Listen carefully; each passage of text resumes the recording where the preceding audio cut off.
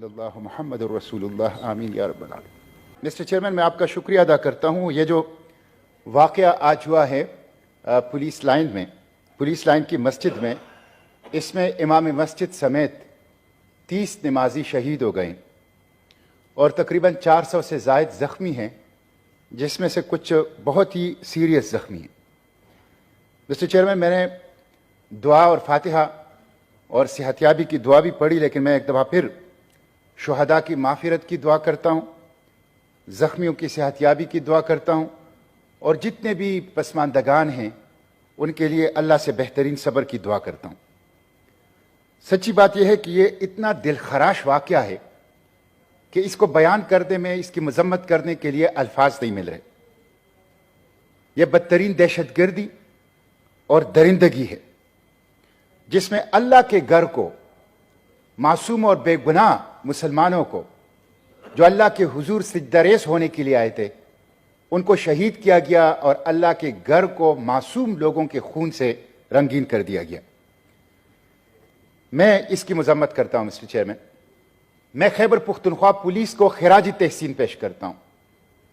Khyber Pakhtunkhwa police हमारी first defence line है और उन्होंने गुज़िश्ता कुछ अरसे से गैर मामूली कुर्बानियां जो दी हैं, हम सब पर फर्ज है, इस पूरी ईवान पर फर्ज है कि खैबर पुख्तनख्वा के पुलिस की इन बहादुरी और जुर्रतमंदी का एतराफ़ किया जाए और उनको शाबाश और खिराज तहसीन पेश की जाए।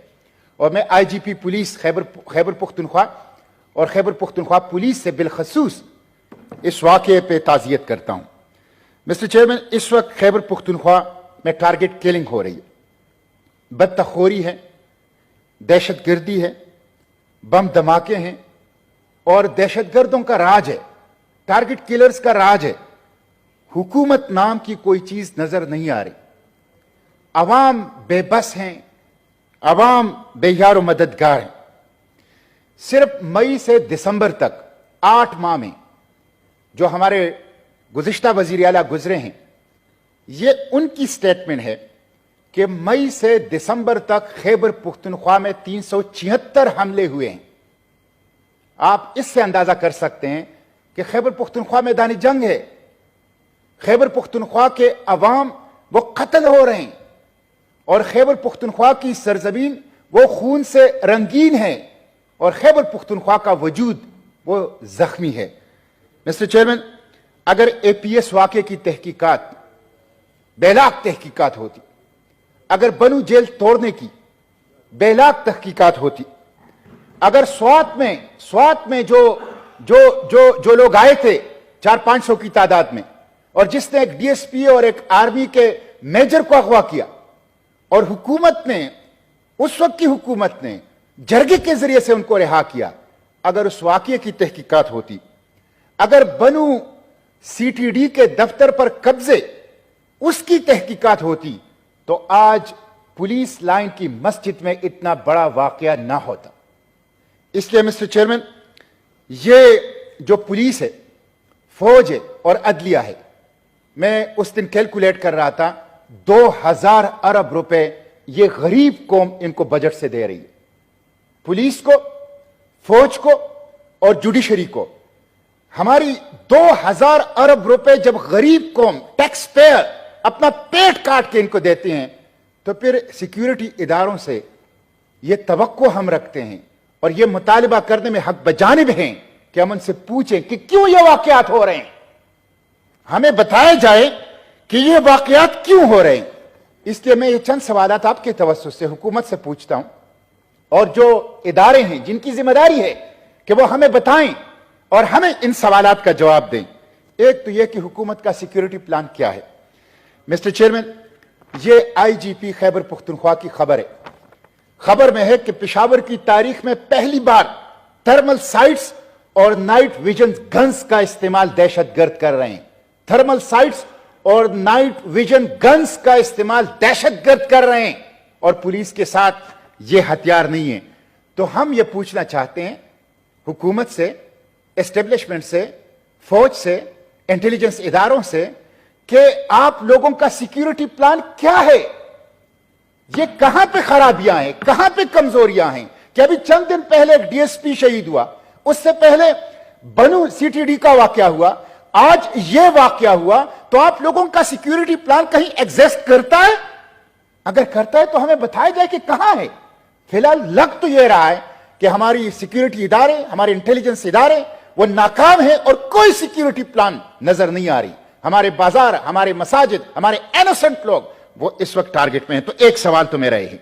दूसरा है कि इंटेलिजेंस एजेंसियों का रोल क्या है?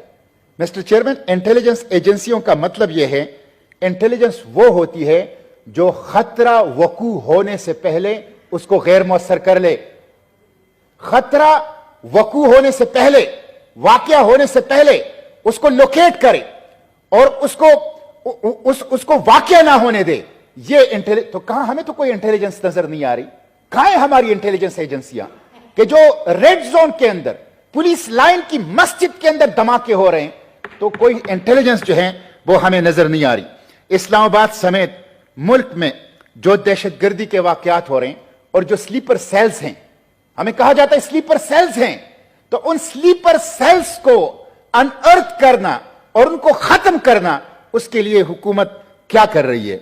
और हमें जो कहा गया था कि अफगान सरजमीन पाकिस्तान के खिलाफ इस्तेमाल नहीं होगी, क्या हुकूमत हमें यह यकीन दहानी करा सकती है कि वाकई अफगान सरजमीन पाकिस्तान के खिलाफ इस्तेमाल नहीं हो रही?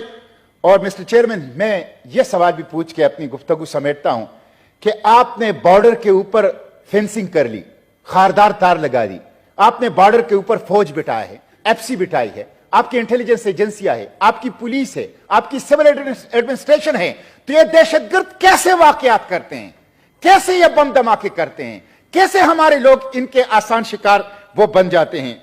और आखिरी सवाल मिस्टर चेयरमैन ये है कि क्या इतने बड़े वाकयात के बाद पार्लियामेंट का मुश्तरका इजलास बुलाने का कोई इरादा है? क्या पार्लियामेंट को एतमाद में लिया जाएगा? क्या कौमी असेंबली और सेनेट का मुश्तरका इजलास या चंद लोग बैठ के अपने बंद कमरों के अंदर बैठ के फैसले करेंगे जिसका आवाम को कोई पता नहीं होगा कि क्या फैसले किए?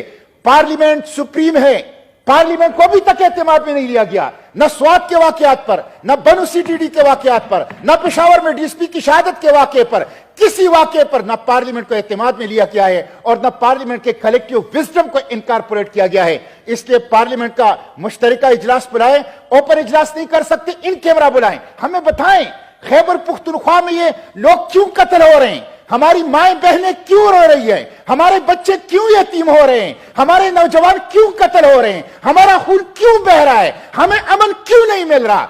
हमें इन सवालों का जवाब चाहिए और पार्लियामेंट के मुश्तरका इजलास बुला के हमें इन सवालात की जवाब दीजिए।